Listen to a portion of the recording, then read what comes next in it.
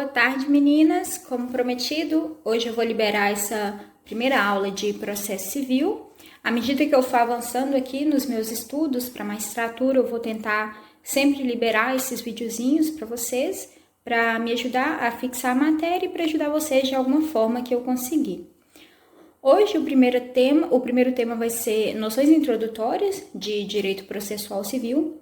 É um tema que no âmbito dos concursos, sobretudo de magistratura, não tem uma incidência muito grande, apesar de a gente estar vendo um pouquinho mais de questões em provas atualmente, mas esse tema ele é de suma importância para a construção de base.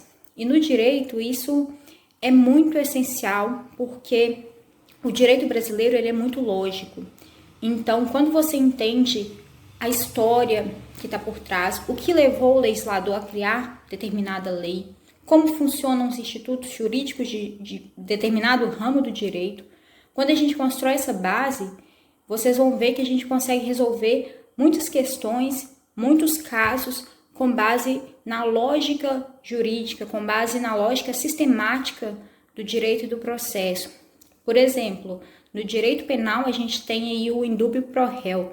Indúbio pro réu a gente resolve muita coisa do direito penal só pensando nele. Então, no processo também é a mesma coisa. Então, é uma matéria que ela, apesar dessa incidência pouca, ela é essencial para construir aí esse substrato para a gente poder avançar na matéria. Então, vamos lá. Noções introdutórias de processo civil. Primeiramente, a gente precisa falar o que é esse ramo do direito. O processo civil, ele é um ramo do direito que ele cuida da jurisdição. Ele cuida da aplicação da lei aos casos concretos. Para quê? Para solucionar as controvérsias que as partes vão trazer ao juízo, vão trazer ao Estado. Sobre um pouquinho sobre a evolução histórica do direito processual civil, quando ele surgiu, lá em meados do século XIX, o direito processual civil, ele era separado do direito, ele era junto, do direito material. Então, não existia uma autonomia entre direito processual e material. Eram vistos como se o direito processual fosse um mero anexo, uma parte do ramo do direito civil. Essa é uma fase que ela se chama fase sincretista. Posteriormente surgiu a fase autonomista, científica, processualista. Essa fase autonomista, ela, como o nome diz, ela trouxe a autonomia do direito. O direito processual deixa de ser uma parte do direito civil para se tornar um ramo autônomo. Mas, em seguida, surgiu a fase instrumentalista ou teleológica do direito processual. Nessa fase, o direito ele continua sendo visto como autônomo e ele passa a ser visto como também um instrumento, fase instrumentalista. O direito processual é um instrumento que serve para concretizar o direito material. É o direito material que dá o sentido para o direito processual. Então, eles são autônomos, mas eles são interdependentes. E por fim, a fase que a gente vive hoje é a fase neoprocessualista. Quem está estudando também direito constitucional, talvez quando eu falei neoprocessualismo, logo pensou neoconstitucionalismo.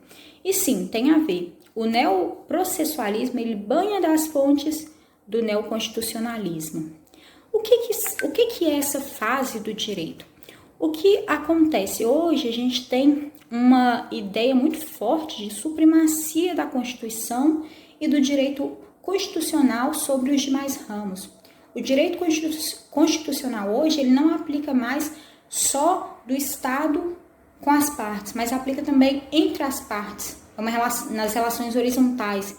Ele se aplica em todos os ramos do direito. Ele começa a se imiscuir em todos os ramos, trazendo o que a gente chama de eficácia irradiante dos direitos fundamentais. As normas constitucionais, elas passam a se irradiar para todos os ramos do direito. Então, o que é o neoprocessualismo? É a leitura do direito processual com base nas premissas constitucionais. Por exemplo, o processo hoje, ele é o tempo todo visto com base na dignidade da pessoa humana, nos direitos fundamentais. Então, precisa ser respeitado o contraditório, precisam ser respeitadas todas as garantias das partes. Então, isso é o neoprocessualismo que a gente vem vivendo hoje, essa fase atual. Agora que a gente falou um pouquinho do que é o direito processual civil, vem o questionamento: qual é a natureza jurídica do processo civil? E não nos surpreende, tem diversas teorias para falar qual é a natureza jurídica do processo civil. A primeira teoria é a teoria do processo como procedimento.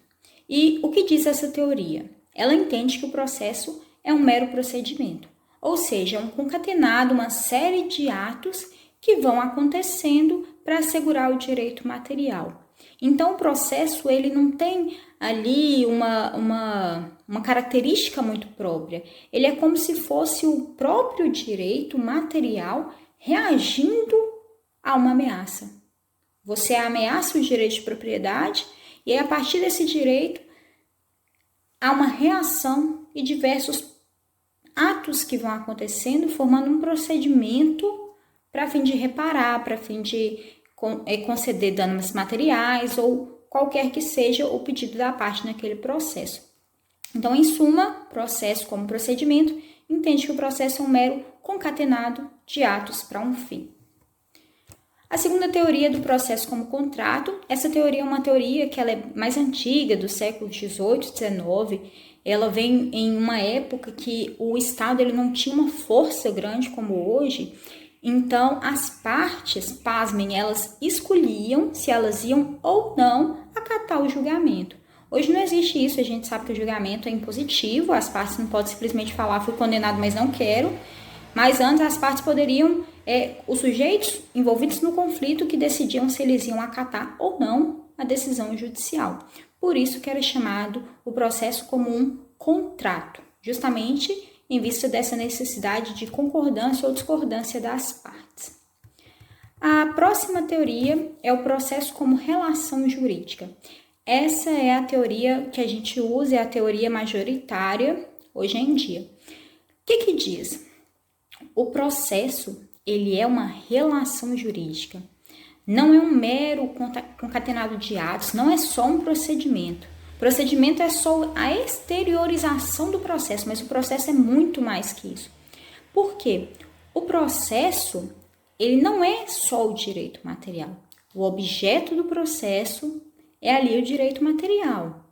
Por exemplo, nessa questão de propriedade, um processo pode discutir a propriedade, mas o processo é a estrutura por meio da qual essa discussão vai ocorrer.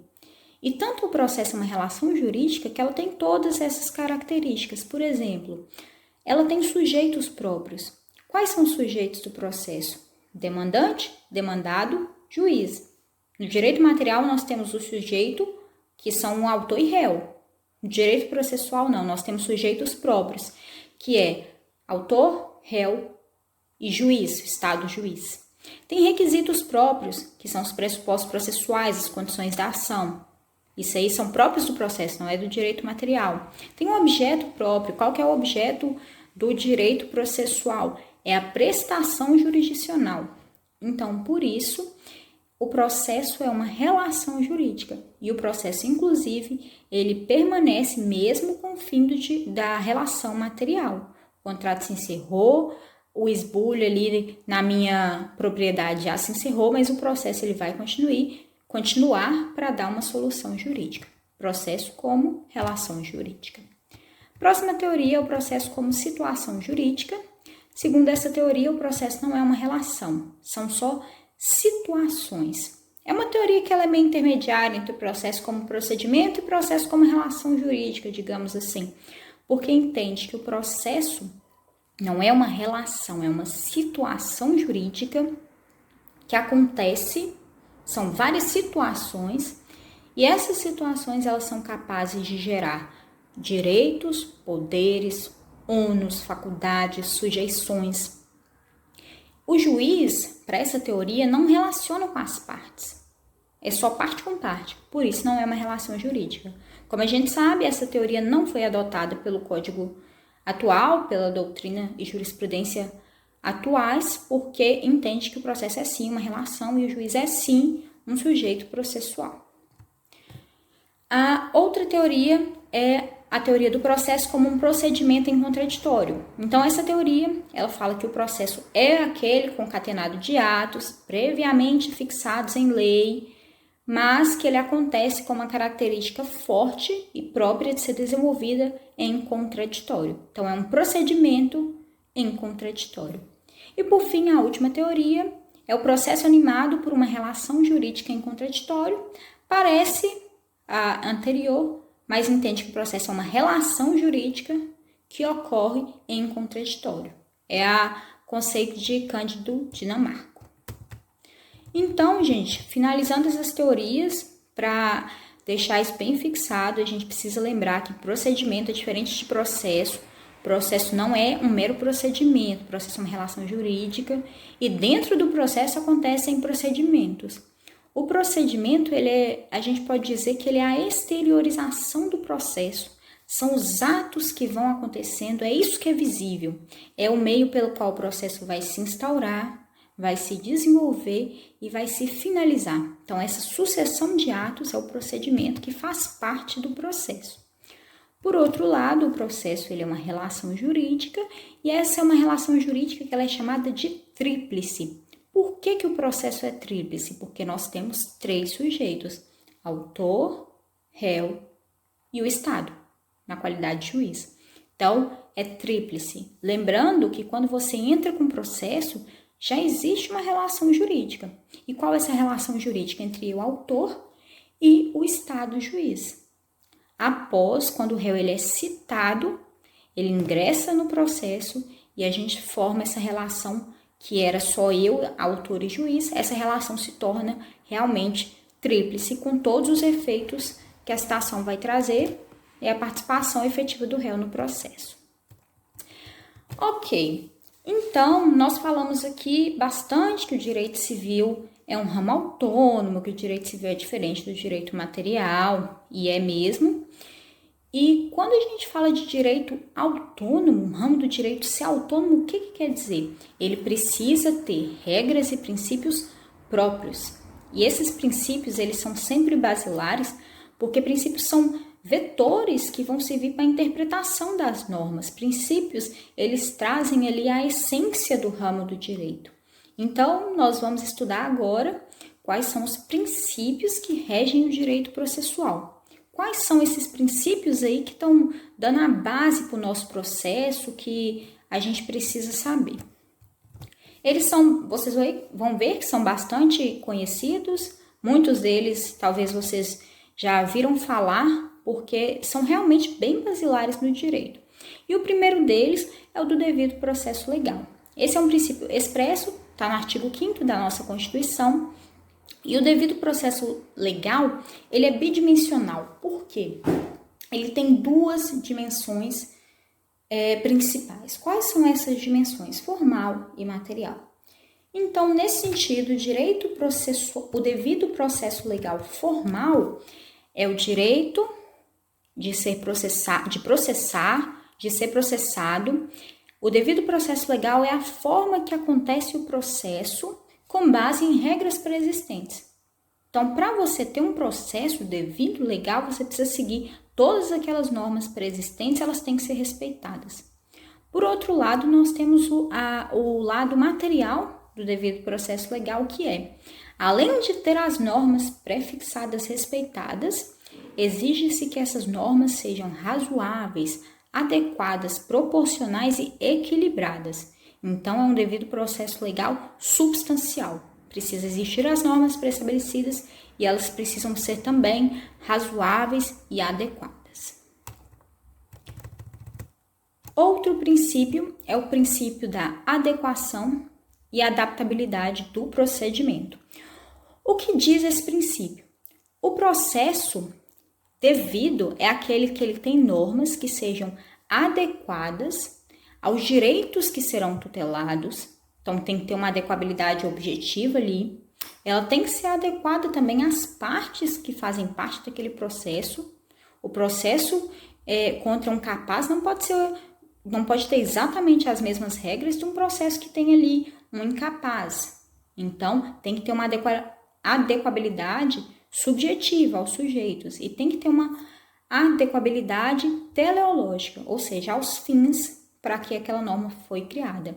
Então, esse princípio da adequação, ele é dirigido tanto ao juiz quanto ao legislador e exige que o legislador, quando for criar uma norma, que observe se ela está adequada, e o juiz, quando for aplicar, também tem que aplicar da forma mais adequada àquele sujeito, àquele objeto e àquele fim. Próximo princípio, princípio da ação, demanda, inércia, dispositivo. Cai todos esses nomes, tá, gente? É importante decorar, esse é um princípio, assim, relevantíssimo. Então, princípio da ação, princípio da demanda, da inércia, princípio dispositivo. O que diz esse princípio? Também é um princípio expresso, ele está logo no artigo 2º do novo Código de Processo Civil, e ele diz: o processo civil começa por iniciativa da parte e se desenvolve por impulso oficial. Então, essa primeira parte é o princípio da inércia. O processo se inicia por iniciativa da parte. O Estado, o juiz, ele é inerte, ele não começa um processo. Então, a parte precisa dar o pontapé inicial, a parte precisa entrar com a demanda para que esse processo se inicie. Então, quem provoca a função jurisdicional é sempre a parte. Não existe o início de um processo de ofício. Porém, aí a segunda parte fala, o processo se desenvolve por impulso oficial.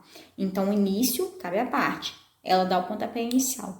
Mas o desenvolvimento, aí é o juiz que dá. Então, depois que o processo se inicia, o juiz vai dando vários despachos, várias decisões, se a parte intime-se, marca audiência. Então, esse impulso ocorre pelo juiz. Existem algumas exceções também que o impulso é pela parte, mas é menos comum. Um exemplo é o cumprimento de sentença. O cumprimento de sentença, depois que o processo transitou em julgado, eu ganhei ali minha ação, precisa que eu, que ganhei, inicie o cumprimento de sentença. E fale, juiz, por gentileza, intime essa parte aí para me pagar. O juiz ele não intima de ofício, mas em regra, o processo se inicia com a parte, mas se desenvolve por impulso oficial. Próximo princípio também muito importante, muito conhecido, princípio do juiz natural, princípio expresso na nossa Constituição, artigo 5º, e esse princípio também é bidimensional. O princípio do juiz natural, ele tem duas vertentes que são, a primeira, ninguém será julgado por juiz que não é competente. Então, o juiz precisa ter uma competência pré-estabelecida em lei. E segundo, ninguém será julgado por juiz ou tribunal de exceção.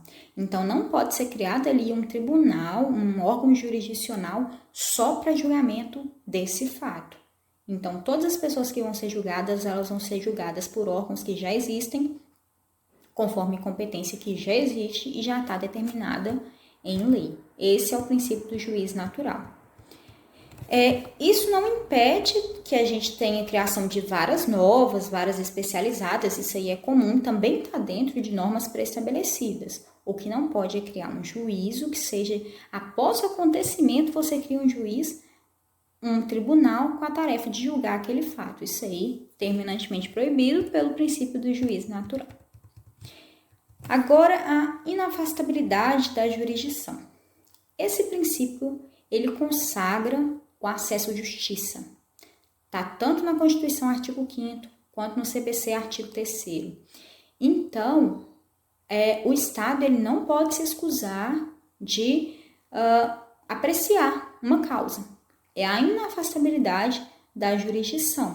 Inclusive, o Estado não pode se recusar a julgar uma causa e exigir que a parte vá primeiro nas vias administrativas. Isso não é legal.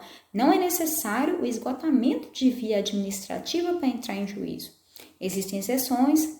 A justiça desportiva, por exemplo, ela tem essa regra que precisa primeiro esgotar todas as instâncias administrativas antes de ingressar em juízo, mas é exceção da exceção, porque a regra é que não se exige o esgotamento da via administrativa. Uma questão que uma linha bem tênue que costuma gerar confusão é do INSS. O INSS, quando você vai pedir benefício previdenciário em juízo, existem algumas regrinhas, algumas exigências que são: para você entrar, é preciso que tenha feito um pedido administrativo, um requerimento administrativo tenha sido negado, ou existe uma demora superior a 45 dias, ou que seja uma tese que notoriamente o INSS rejeita. Então, nesse caso, a gente não está falando em exceção ao princípio da inafastabilidade da jurisdição. Não está falando que precisa esgotar. Tanto é que uma das opções é, se você pede e não tem resposta em 45 dias, você já pode entrar em juízo. Se for alguma coisa que você já sabe, que já é notório que o INSS não concede, já pode ir direto em juízo. Então, não precisa esgotar as vias administrativas. São só esses 3 requisitos. Rejeitado pelo INSS, demora de 45 dias, ou tese notoriamente rejeitada. Próximo princípio. Agora nós vamos tratar uns princípios mais rapidinhos, tá? Vocês podem ficar tranquilos. Princípio da improrrogabilidade. Esse princípio diz que todos os juízes, eles são investidos de jurisdição, mas eles só podem atuar naquele órgão para o qual eles foram designados. Então, a jurisdição todo juiz tem.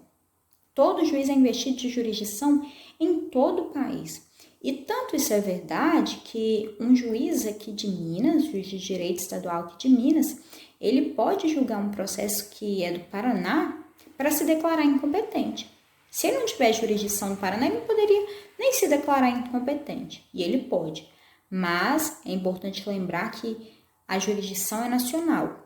A competência não, a competência é específica. Cada juiz tem uma competência definida em certo âmbito que ele pode atuar. E ele não pode, de forma alguma, atuar fora da competência dele. De forma alguma não, né? O direito sempre tem aquela exceçãozinha, mas em regra, o juiz não atua fora do âmbito de sua competência. Próximo princípio, indeclinabilidade. Ou seja, o juiz ele não pode declinar de exercer a função jurisdicional, ele não pode delegar também. Então, isso envolve aquele famoso princípio do non-liquid. O juiz ele não pode, quando ele receber uma demanda, ele não pode delegar, falar, não, vou passar isso para o executivo julgar, porque ele entende melhor. Não pode delegar, até porque existe uma separação de poderes forte aqui na nossa Constituição. E o juiz também não pode se declinar a resolver e falar, não existe lei para esse caso, então, infelizmente, eu não vou poder dar uma sentença. Não é o caso. O que o juiz faz? Ele julga com base em princípios gerais do direito, analogia, costumes, faz toda essa interpretação e julga a norma, mas ele não pode se furtar ao julgamento de uma lide. Próximo, imparcialidade.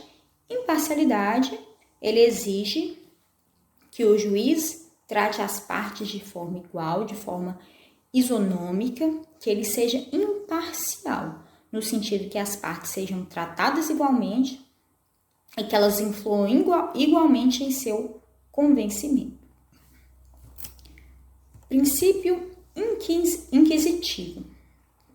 O princípio inquisitivo é o seguinte: hoje em dia, no nosso direito, o princípio que é principal é o princípio acusatório, né? Por exemplo, a gente volta aí no penal, o juiz ele não pode ser inquisitivo e fazer o papel do delegado ali, fazer um inquérito policial, depois entrar com a denúncia, não. O juiz, existem outras pessoas que fazem essa parte inquisitorial e o juiz ele é acusatório. O juiz depois ele vem ali para julgar. No direito processual civil, nós temos esse princípio inquisitivo porque o juiz ele tem algumas prerrogativas, que ele tem uma liberdade de atuação na busca da verdade real. Então, o juiz ele não vai esperar as partes, ele não vai esperar o Ministério Público vir trazer para ele as informações e ele julga com base no que ele tem. O juiz também pode buscar essa verdade real. Por exemplo, artigo 370 do CPC diz: caberá ao juiz, de ofício ou a requerimento da parte, determinar as provas necessárias ao julgamento do mérito. Então, isso é o princípio aquisitivo. O juiz pode determinar quais provas, ele mesmo, sem ninguém pedir uma audiência, ele pode entender que ela é necessária e marcar para poder buscar essa verdade real e julgar o processo da forma mais correta. Seguindo, razoável duração do processo ou celeridade. Esse princípio também é expresso, está no artigo 5º da Constituição, artigo 4º do CPC, e ele diz que as partes têm direito de obter em prazo razoável a solução integral de mérito. Então, a prioridade é que seja uma solução de mérito, não aquelas extinções do processo, e o artigo fala, inclusive, a atividade satisfativa. Isso é uma pegadinha que cai assim, bastante em prova, que fala que a parte tem direito à razoável duração do processo, excluída a atividade satisfativa. Não, até porque não teria lógica, né? A parte tem direito tanto à primeira parte do processo, que é a parte ali cognitiva de ter uma sentença, quanto à parte satisfativa também. Ao cumprimento de sentença, a execução, que seja de uma forma também célere e com uma duração razoável. Primazia do julgamento de mérito. Isso também é extraído um pouco ali daquele artigo que eu falei, e ele também está previsto no artigo 4 e 6 do CPC. O que é a primazia do julgamento de mérito? O novo CPC ele é muito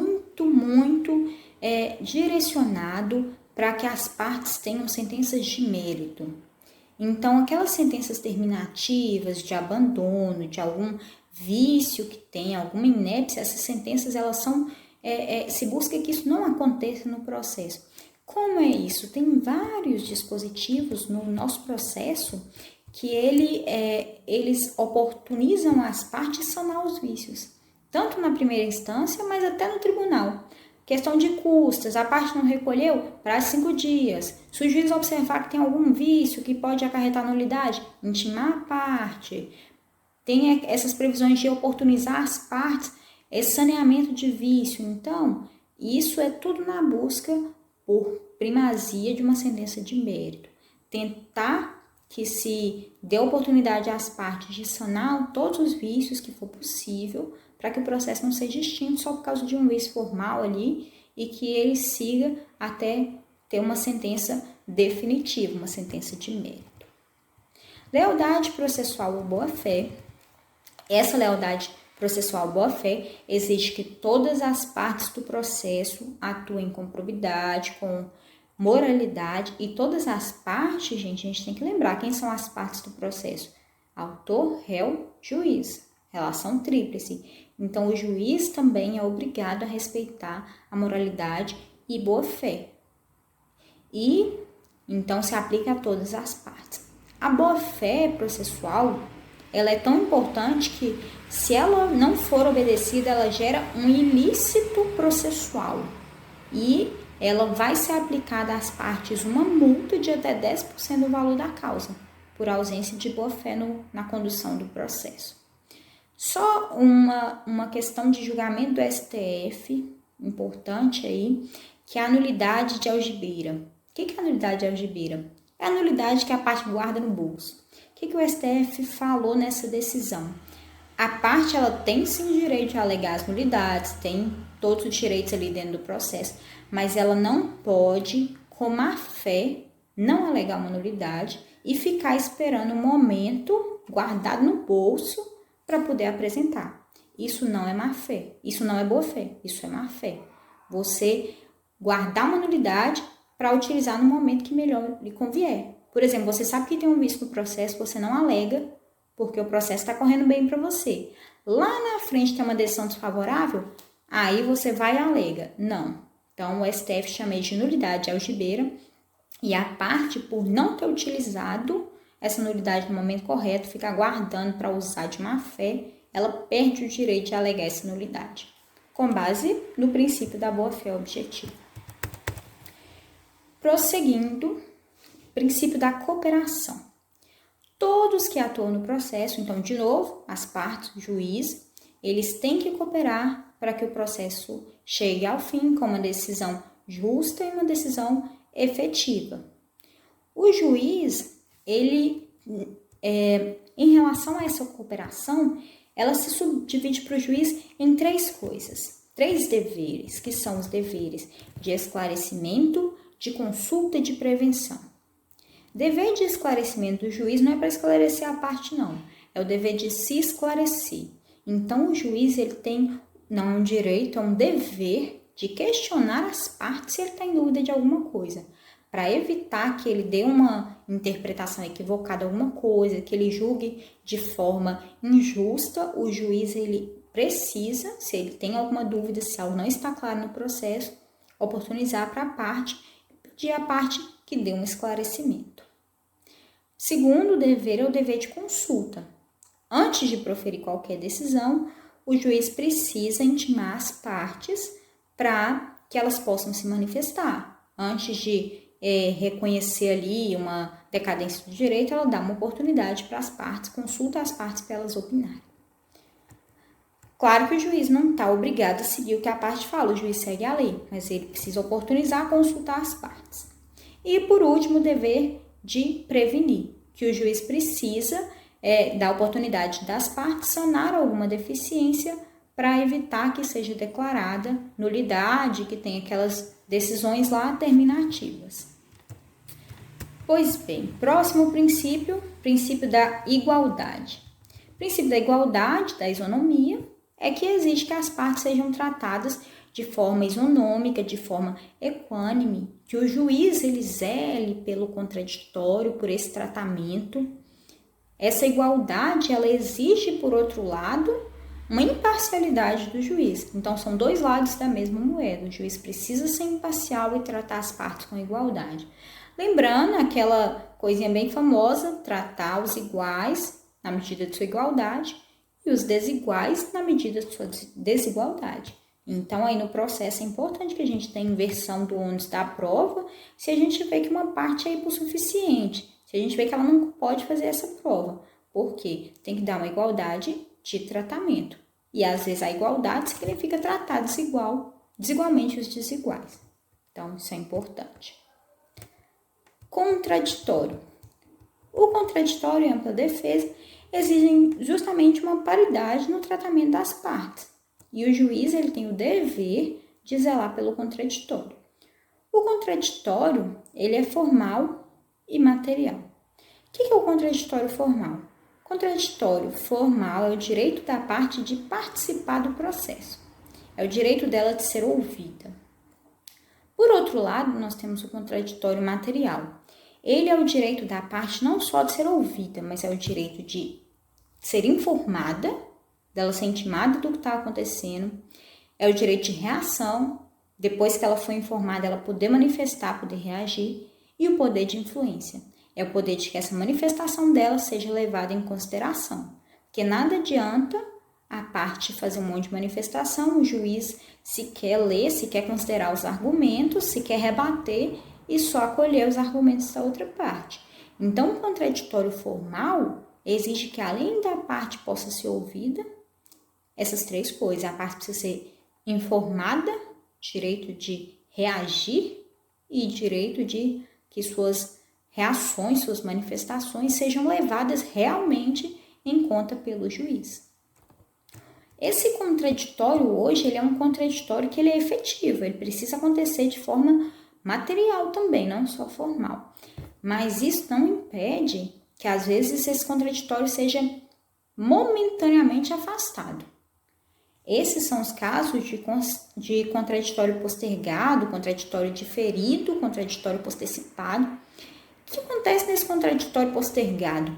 A parte, ela tem uma decisão contrária a ela sem que ela seja ouvida. Ela vai ser ouvida depois dessa decisão. Então, claro que isso precisa ser excepcional. Isso acontece em 3 casos. O primeiro é nas tutelas provisórias de urgência. Então, realmente, são casos de urgência, são casos que têm uma verossimilhança do direito comprovada. Você dá a urgência, o direito à parte, depois o contraditório vai acontecer. Ele não vai deixar de acontecer. Ele só vai ser posterior. Então, tutela provisória de urgência, tutela de evidência, incisos 2 e 3. Não são todas as tutelas de evidência, só incisos 2 e 3. e a decisão prevista no artigo 701. Isso aí é ação monitória. Na ação monitória também, se tem toda a prova, o juiz vai expedir o mandado e depois que vem o contraditório. Princípio da vedação à decisão surpresa. Esse princípio, ele diz que o juiz ele não pode dar uma decisão que vá surpreender totalmente as partes. As partes precisam ser previamente ouvidas antes de uma decisão dessa. Então, está no artigo 10 do CPC e diz o seguinte: o juiz não pode decidir em grau algum de jurisdição, então isso aplica primeira, segunda instância, por aí vai, com base em fundamento a respeito da qual não tenha se dado às partes oportunidade de se manifestar, ainda que se trate de matéria que deva decidir de ofício. Então, se eu tenho ali alguma matéria que o juiz precisa decidir de ofício, alguma nulidade absoluta ali, alguma questão de incompetência absoluta, uma prescrição intercorrente, tudo isso, apesar do juiz poder dar essa decisão de ofício, antes disso ele tem que intimar a parte. Então, ele intima a parte para ela se manifestar sobre a ocorrência de prescrição intercorrência, sobre a incompetência absoluta do juiz nesse processo, e aí depois das partes se manifestarem, o juiz vai dar a decisão. Porque princípio da vedação à decisão surpresa. Ampla defesa ou amplitude do direito de ação. A ampla defesa, a gente falou agora do contraditório, que tem duas dimensões. A ampla defesa, ela é a dimensão material do contraditório. Ela é aquela dimensão substancial do contraditório. Então, é o direito da parte de participar efetivamente, de forma ampla, do convencimento do magistrado. Essa defesa é ampla, não é uma defesa só formal. É uma defesa que a parte tem e ela é levada em consideração e ela é utilizada para formar o convencimento do juiz. Publicidade. Os atos processuais, inclusive os atos de cunho decisório, não só sentença, eles devem ser públicos. Então, todos os julgamentos dos órgãos do Poder Judiciário, eles são públicos e as decisões elas são fundamentadas, e se não forem, é pena de nulidade. Então, isso é realmente algo importante, levado a sério, porque em seja uma nulidade. Algumas exceções a esse princípio da publicidade. Existem processos, a gente sabe que são segredo de justiça. São os casos de defesa da intimidade do interesse social, algum interesse público, que diga respeito a casamento, separação, divórcio, filiação, conversão, alimentos, guarda de menores, e que versem sobre a arbitragem que tem alguma cláusula de confidencialidade. Então, esses casos aí são todos casos que exigem um segredo de justiça, seja por interesse da intimidade, um interesse público, uma cláusula lá que foi feita na convenção de arbitragem, seja uma questão de alimento de menor que realmente precisa ser privado, não tem porquê isso ser divulgado. Então, essas são algumas questões que se relativiza o princípio da publicidade. Essas são as exceções que estão ali no artigo, mas o STJ já deixou bem claro, já decidiu que esse artigo é exemplificativo. Então, se tiver algum outro caso concreto, claro, que necessite de correr em segredo de justiça por algum motivo, para defesa de alguma outra garantia, direito, vai correr em segredo de justiça. É um rol exemplificativo, mas lembrando que é exceção. Não é qualquer coisinha que vai permitir o processo sem segredo de justiça, mas existem essas exceções. Motivação e fundamentação. Além dos atos processuais eles serem públicos, eles têm que ser motivados. Também sob pena de nulidade. Não for motivado, decisão é nula. Eu já vi sentenças que o tribunal ele nem julga, nem para confirmar, nem para rejeitar. Ele só volta e fala, não está fundamentado o suficiente, o juiz não analisou todos os argumentos da parte, essa sentença é nula, volta para você decidir direito. Já vi. Então, isso aí são sentenças que não são fundamentadas. Então, mas não só sentenças, os atos jurisdicionais eles devem ser fundamentados. E isso é porque, gente, é para preservar a imparcialidade. Quando o juiz fundamenta e publica, as partes podem ver o que o juiz está levando em consideração.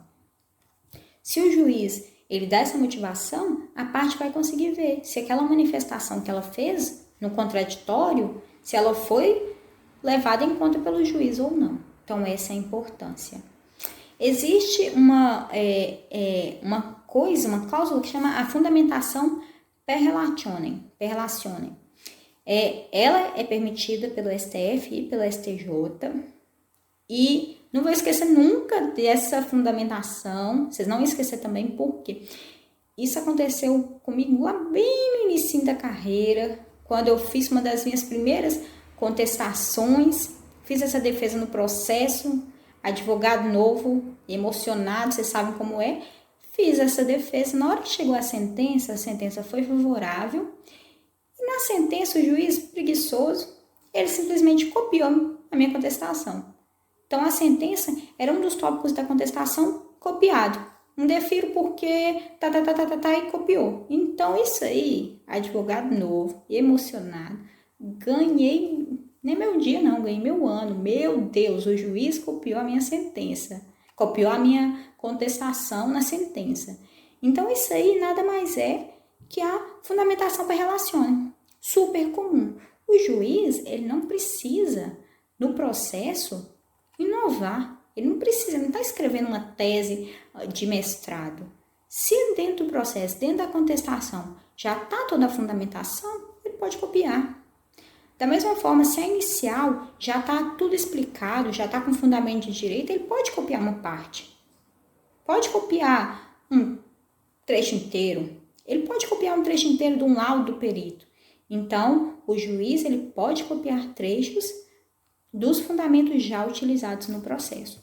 Isso atende perfeitamente à motivação, não tem nenhum problema, já decidido pelo STJ e STF. Próximo princípio, duplo grau de jurisdição. Duplo grau de jurisdição, ele é um princípio que ele não é expresso, tá? Já caiu em prova. Ele é um princípio implícito, ele decorre do devido processo legal.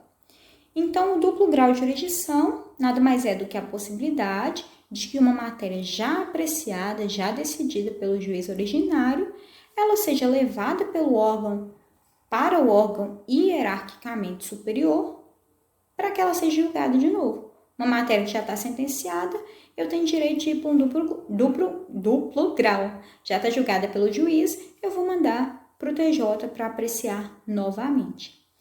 Existem algumas exceções a esse princípio do duplo grau de jurisdição. Um exemplo são os casos de execução fiscal que tem um valor muito baixinho, abaixo de 50 ORTN, é uma medida. Nesses casos, não existe duplo grau de jurisdição. Mesmo se for improcedente, se for esse valor tão baixinho, consta na Lei 6.830 que não é cabível a apelação. Isso não tem problema, não fere o duplo grau de jurisdição, porque aí a gente está tendo a defesa de outras questões igualmente importantes, que são, não compensa você apelar de uma causa de valor muito baixinho, não compensa o Estado, né? Nós estamos falando de execução fiscal, porque o que ele vai gastar de custo de apelação para pagar o advogado do Estado, de custo de tempo, custo de dinheiro, não compensa. Então, isso aí não é violação ao duplo grau de jurisdição, isso é perfeitamente possível, o STF já analisou e já entendeu também que essa limitação foi uma opção do legislador, está na lei, e que ele entendeu que o aparato judicial não precisa ser mobilizado para causas que o valor é tão baixo que não compense, que o custo da tramitação do processo, porque nós estamos falando de Estado, então não é só o custo dele, é o custo do processo, ultrapassa o valor da própria ação. Então, não há problema nisso. Princípio da persuasão racional do juiz. Esse princípio, ele substitui um que tinha antes. Antes, o que se dizia era livre convencimento do juiz. Hoje não é bem um livre convencimento, é uma persuasão racional do juiz. O juiz ele precisa dizer o que levou ele a essa ideia, a essa decisão. Então, o juiz ele precisa apreciar todas as provas dos autos, independente de quem fez essa prova, ele precisa analisar em cotejo todo o aparato, todo o conjunto probatório, analisa aquilo ali em conjunto e forma a sua persuasão racional, não é emocional, não é o que for. Ele entende racionalmente, logicamente, porque diante daquele conjunto de provas, ele precisa chegar nessa decisão. Por que apesar de ter um depoimento de uma testemunha falando que sim, ele está dando que não? E às vezes é porque tem um laudo falando que não, tem outras 3 testemunhas que falaram que não, tem uma prova documental que fala que não, e essa que falou que sim foi uma exceção que falou e que nem foi convincente e que era irmão da parte. Então ainda era só informante. Então o juiz vai fazer toda essa análise de todas as provas e vai formar a sua persuasão racional. Obediência à ordem cronológica dos processos. Isso aí, gente, eu acho que os advogados eles não têm conhecimento desse artigo 12 do CPC, porque se tivesse, eu acho que as secretarias estavam ainda mais ferradas, secretaria de juízes. Por quê? Essa ordem cronológica dos processos, ela diz que toda sentença e todo acórdão, não aplica despacho, decisão interlocutória não, sentença e acórdão, e as decisões monocráticas de tribunais, elas devem constar de uma lista, tem que ter uma lista de processos aptos a julgamento, aptos a sentença, aptos a não sei o quê. Então, toda a secretaria precisa ter essa lista de processos, precisa ser disponibilizada, ficar disponível lá no cartório e também no site, todos os processos que estão aptos na ordem cronológica. Existem exceções, claro, se não tivesse, não era direito, que não precisa seguir a ordem cronológica. Quais são? Sentenças proferidas em audiência. E aí, gente, vocês vão ver que é tudo muito lógico. Não faz sentido a gente estar numa audiência, o juiz pronto para falar a sentença ali na hora, ele pôr o processo numa ordem para depois ter que analisar tudo de novo e dar uma sentença escrita. Não faz sentido. Mesma coisa, homologação de acordo. O acordo já está pronto, o processo já está pronto para finalizar, dar essa solução para as partes. Não faz sentido só uma homologação você voltar para a ordem. Então, são essas as exceções. Tem mais, vamos falar de todas. Sentenças proferidas em audiência, homologatória de acordo, improcedência liminar do pedido, julgamento em bloco para aplicação de uma tese jurídica, aquelas demandas repetitivas, julgamentos de recursos repetitivos, IRDR, decisões proferidas com base no 485 e 932, são as sentenças terminativas de abandono e inépcia, embargos de declaração, agravo interno, preferências legais e metas do CNJ, processos criminais e é um rol exemplificativo, então o último é qualquer causa que exija uma urgência fundamentada. Então, se é um caso de urgência, também pode passar na frente. E aí, uma questão importante, se a parte peticiona e esse processo sai da lista, depois ele volta para a mesma ordem. Salvo se tiver que converter o julgamento em diligência, algo nesse sentido, o processo ele volta para a mesma ordem, não sai ali daquela posição. Último princípio, princípio da instrumentalidade das formas. Esse princípio diz que os atos do processo, eles são instrumentos para a finalidade ali da prestação jurisdicional. Então, não existe uma forma pela forma. Se de algum outro modo você consegue atingir o que você busca, sem trazer um prejuízo substancial à outra parte, privilegia o ato e não a forma. Se de outro modo você consegue aquele resultado eficaz e efetivo, privilegia o resultado, porque as formas são meramente instrumentais. Então, esse aí, o último princípio, instrumentalidade das formas. Agora a gente já passou aquelas questões de conceito, natureza jurídica, história. Nós já estudamos os princípios. Agora nós vamos entrar no último tópico dessa primeira matéria de noções introdutórias de direito processual, que é a aplicação das normas processuais. As normas processuais são aplicadas no tempo e no espaço. No espaço, é bem simples. aplica-se a lei processual brasileira aos processos regidos no território nacional. Simples, fácil, intuitivo, aplica-se a lei brasileira. Exceção, existem algumas exceções que você não vai aplicar a lei brasileira, mas aí precisa estar em disposições específicas, em tratados, acordos, convenções internacionais de que o Brasil seja parte. Agora, no tempo. Direito processual no tempo, a gente usa o tempus regi actum. É o tempo que rege o ato. O novo CPC, ele adotou o sistema de isolamento dos atos processuais. Então, o que é isso?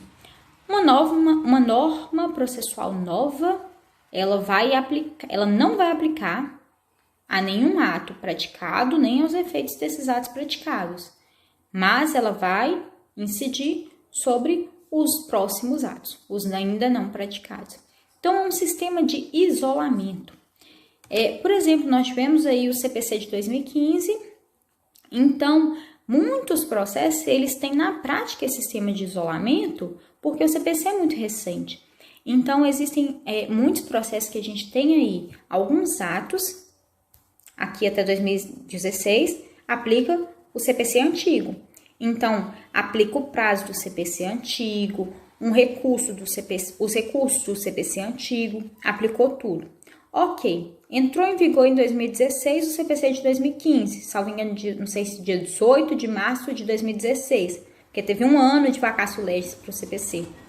Então, a partir dessa data, 18 de março de 2016, aí vai começar a aplicar o novo CPC. Novos prazos.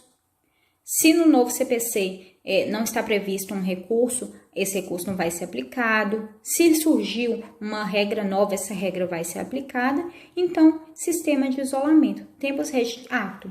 O que aconteceu durante a vigência do CPC de 73 vai ser aplicado no CPC de 73. Agora, os atos ainda não praticados, aplica-se a lei nova. Momento de formação do processo.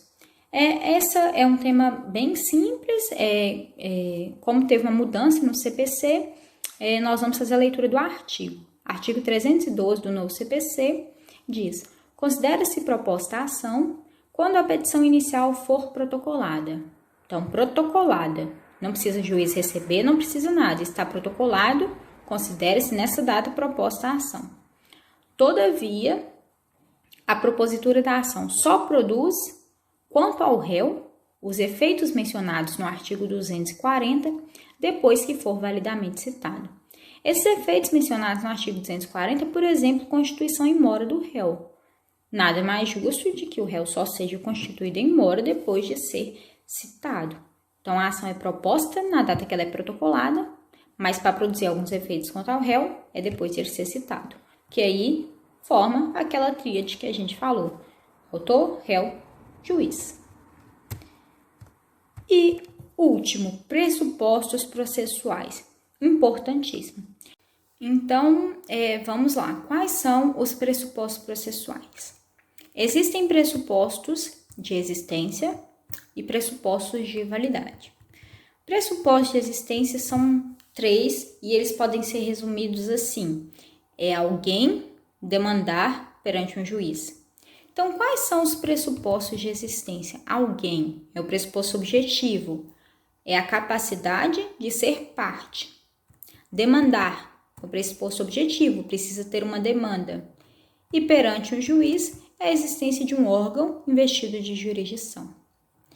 Então, você não pode peticionar um processo perante o diretor da escola, perante algum órgão público e entender que existe um processo judicial. Não existe. Precisa de ter um órgão investido em jurisdição. E você precisa ter a capacidade de ser parte. Capacidade de ser parte, demanda, órgão investido de jurisdição. Esses, nada mais, são os pressupostos de existência do processo. Fácil, modo mole. Próximo, agora, pressupostos de validade. Os pressupostos de validade são mais ou menos os mesmos dos anteriores, só que um pouquinho mais encorpado agora. Para existir, a gente falou que precisa de ter capacidade de ser parte. Agora, para ser válido, capacidade processual e capacidade postulatória também. Vou explicar cada um. Nós falamos que o órgão precisa ter jurisdição para existir e para ser válido precisa ter competência também. Nós falamos que precisa ter uma demanda para existir. Além disso, para ser válido precisa ter os requisitos objetivos intrínsecos, que é o quê? Respeito ao processo, citação válida para o processo ser válido. E os objetivos extrínsecos, que são os negativos, é o que não pode ter. Não pode ter litispendência, não pode ter coisa julgada. Então, esses são os requisitos de validade. Sistematizando, requisitos pressupostos de existência do processo. Capacidade de ser parte, juiz com jurisdição, demanda. E pressupostos de validade, capacidade processual, capacidade postulatória, juiz competente e imparcial, requisitos intrínsecos, de que é obedecimento ao formalismo do processo, e requisitos extrínsecos, são os negativos que não pode acontecer, como não pode ter coisa julgada. Então, só explicando um pouquinho cada um, principalmente ali capacidade de ser parte, capacidade processual, postulatória, parece ser tudo igual, mas é bem diferente. Capacidade de ser parte, todos os sujeitos de direito têm. Está ali no artigo 70. Toda pessoa que se encontre no exercício de seus direitos tem capacidade para estar em juízo. Então, todos os sujeitos de direito têm capacidade de ser parte. Todos, gente, todos. É pessoa física, pessoa jurídica, nascituro, prole eventual, tem capacidade de ser parte, tribo indígena, massa falida, condomínio. Então, todas as pessoas que são sujeitos de direito têm capacidade de ser parte. Tem algumas pessoas que ela não tem nem personalidade jurídica, nem uma pessoa jurídica, e ainda assim ela tem capacidade de ser parte. 2 exemplos eu já dei, nascituro e massa falida. Nascituro ainda nem nasceu, então não tem personalidade jurídica, mas mesmo assim ele tem capacidade de ser parte. Pode ter um processo de nascituro, pedindo alimentos gravídicos, por exemplo.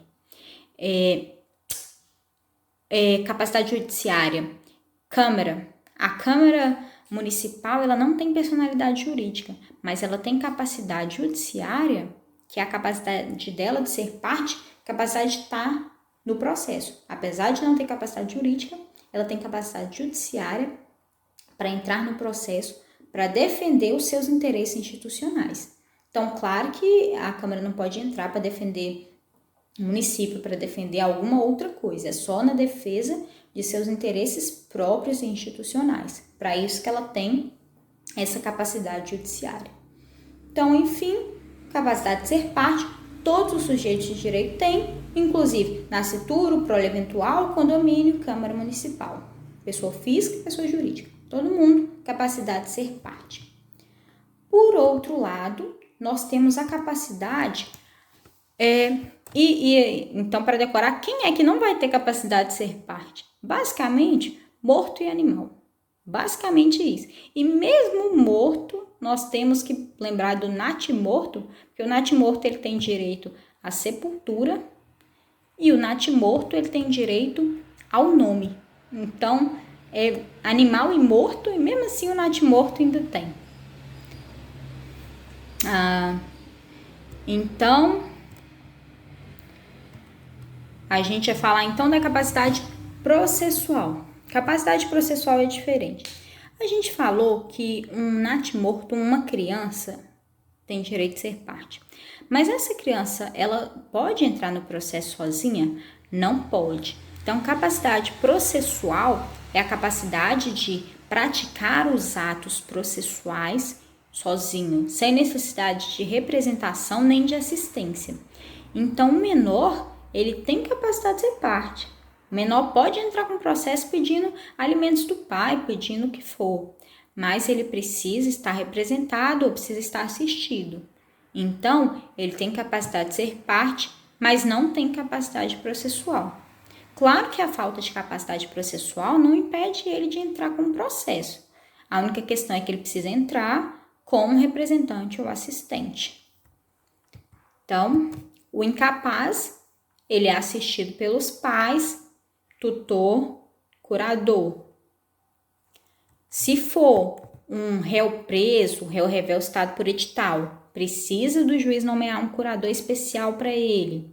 Um incapaz, se ele não tiver ali nenhum representante legal, o juiz vê que está colidindo o interesse deles, vai nomear um curador especial. Que quem é o curador especial no Brasil é incumbência da Defensoria Pública. Mas tudo isso aí é parte dessa matéria de capacidade processual. São as pessoas que elas não podem estar em juízos sem assistência ou representação. Elas entram com o representante dela, o tutor, o curador. Se for necessário, o juiz ainda pode nomear esse curador especial.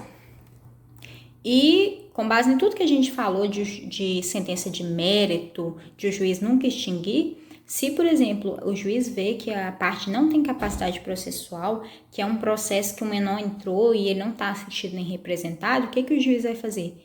Ele não extingue o processo, ele abre prazo para que seja sanado o vício, para que aí entre ali o representante do menor, que entra o assistente do menor.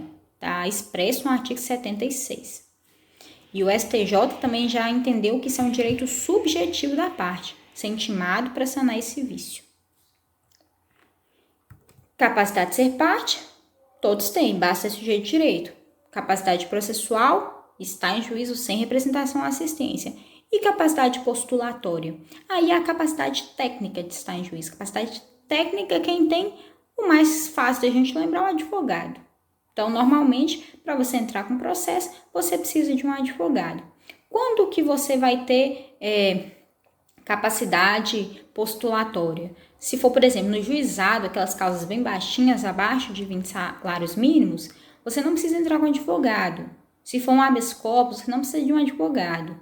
Então, nesses casos, você tem a capacidade postulatória, mas, em regra, quem tem um advogado, o Ministério Público.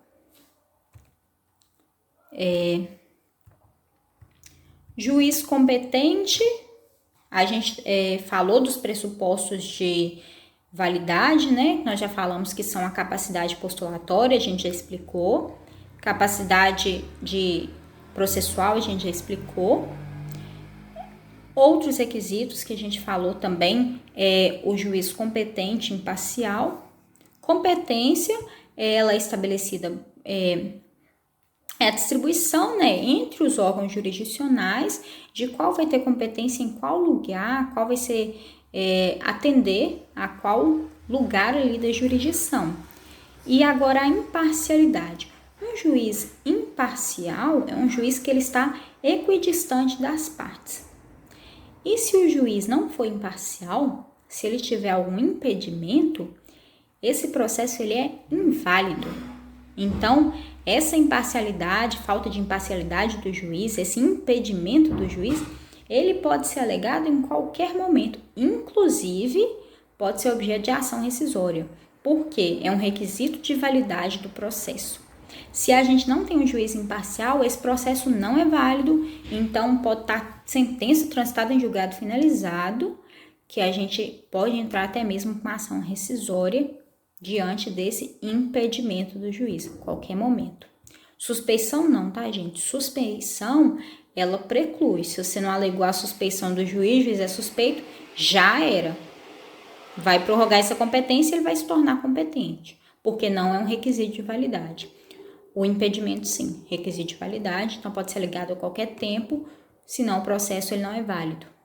Ele é anulado. E o formalismo processual, que são os requisitos objetivos, a gente falou que tem os intrínsecos e os extrínsecos. Os intrínsecos é o formalismo processual, é o que a petição está apta, ocorrer a citação, contraditório, escolha do procedimento correto, obediência desse procedimento. Essas formalidades são requisitos também de validade do processo. Logo, se a petição for inepta, o processo não é válido. Se o réu não for citado, se teve uma ofensa ao contraditório, se o procedimento é equivocado. Então, o processo precisa de todos esses formalismos para ele ser válido, pressuposto de validade. E o último pressuposto de validade é aquele objetivo extrínseco, que a gente chamou de negativo. É o que não pode ter no processo para ele ser válido. Quais são eles? Coisa julgada. É o mais fácil. Se o processo já foi julgado anteriormente, essa mesma demanda, as mesmas partes, você não pode. Perdi, vou entrar de novo. Não pode. Então, é um pressuposto de validade. Se já tem coisa julgada, não pode entrar com o processo, ele é inválido. É um pressuposto objetivo extrínseco, negativo, coisa julgada. Outro exemplo, arbitragem. Arbitragem pode ser feita em direitos disponíveis, a parte pode fazer uma cláusula de que elas não vão no judiciário, elas vão para a arbitragem. Então, se tivesse compromisso arbitral, não vai para o judiciário. Outra, litispendência. Se a parte entra com uma ação que é igual a outra que está em curso, processo também é inválido. Outro, perempção. Perempção é o quê? Aquele autor folgado entra com processo 3 vezes, abandona a causa 3 vezes. Não pode entrar a quarta. Então, se ele entrar a quarta, o processo é inválido. Não tem o pressuposto de validade do processo. Então, aqui a gente finaliza os pressupostos da ação e finaliza a matéria. E qualquer dúvida, estou à disposição. E a gente segue a aula que vem.